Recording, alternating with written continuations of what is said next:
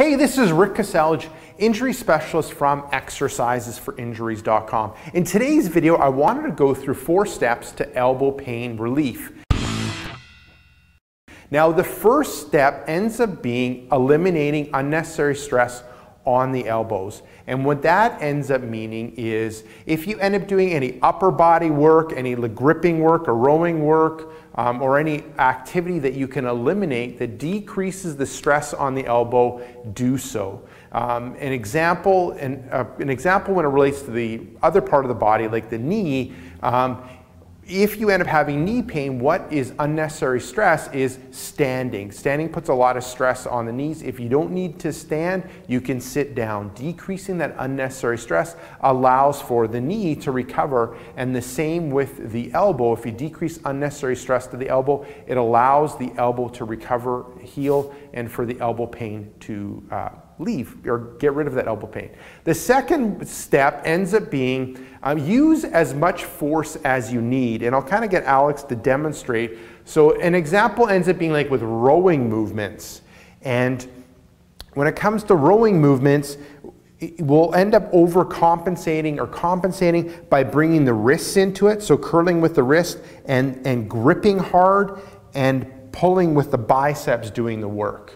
And what you want to end up doing is just using as much force as you need in the hand. So not over gripping, just having as much grip as you need, and then rowing back. Other examples end up being, like when people end up having elbow pain, they worry about dropping things. So they'll overcompensate, so they'll even work harder, and that puts unnecessary stress on the elbow. So we want to decrease the force that we end up doing when it comes to the elbows, when it comes to gripping, when it comes to curling movements. We want to decrease the force that we end up using. Now, the third step ends up being utilize the shoulders. So a lot of times, let's say with really heavy movements, it can be at work, like wrench work, or in the gym, we'll end up using the hands a lot more, the wrists a lot more, and the biceps a lot more. But what we want to use is these large muscles here in the shoulders. So we want to use the shoulders to do the movement. So let's say with the rowing movement, really we have as much grip as we need. The wrist is in neutral. We're focusing on pulling through with the elbows, and we're focusing in on the movement happening in the mid-back, here in the shoulders, and then here in the lats. So there isn't a ton of curling movement, there isn't a ton of biceps doing the work. The elbows are being pulled back, but the majority of the work ends up being in the shoulders. So if you end up having elbow pain, when it comes to any type of rowing or pulling movement, try to have the movement come from the shoulders and have the shoulders be the main ones doing the work, as opposed to gripping, as opposed to curling, as opposed to bending through the elbow.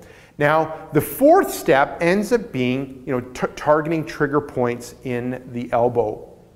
So you're going to, bend the elbow, you're going to work your way through the muscle, the outer part of the muscle, and you're going to look for sensitive areas. And when you find a sensitive area, you're going to press into it, so it's kind of uncomfortable, and then when it releases, you're going to move and look for another sensitive spot. Now, if you haven't been very active, you might not feel very much there, but I know if you have elbow pain, you'll definitely find those sensitive areas. It's very common.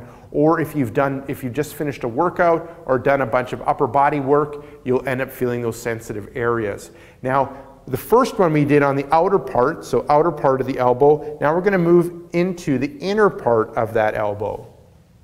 And same thing, we're going to work through that muscle. We're looking for sensitive areas. We find that sensitive area, you're going to push into it. When it relaxes, then we're going to move to another one. And what I tell people is you're looking for like 5 sensitive areas on the outer part of the elbow and on the inner part of the elbow. Now, if all you can find is 3, that's fine. But I would just end up if all you find is 3, then that's great.